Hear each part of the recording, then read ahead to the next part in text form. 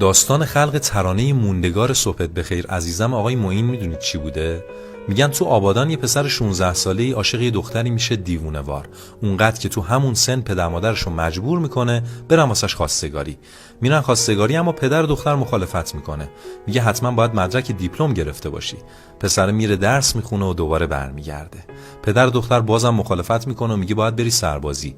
پسر تو 20 سالگی میره سربازی و تو 22 سالگی برمیگرده.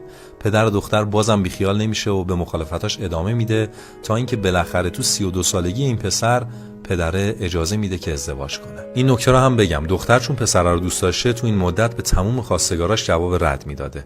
خلاصه این دو نفر میرسن به هم و شب عروسی خسته و کوفته میرن خونشون. دختر از فرط خستگی روی مبل خوابش میبره و پسر پیشونی عروسشو میبوسه و میخوابه. صبح روز بعد پسر زودتر بیدار میشه و مشغول درست کردن صبحونه میشه. یکم که میذره نگران میشه، برمیگرده تو اتاق و میبینه دختر بدنش سرده و نفس نمیکشه.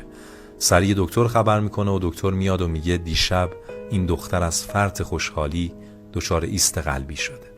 داستان ترانه صبحت بخیر عزیزم دقیقاً همینه. صبحت بخیر عزیزم، با آنکه گفته بودی دیشب خدا نگهدار، با آنکه دست سردت از قلب خسته تو گوید حدیث بسیار. صبحت بخیر عزیزم،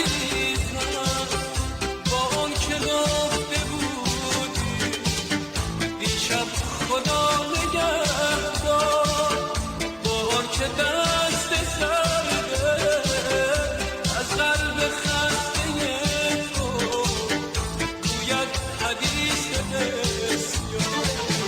صبحت بخیر عزیزم، با آنکه در نگاه حرفی برای من نیست، با آنکه لحظه لحظه میخوانم از دو چشمم هم خسته ای ز تکرار.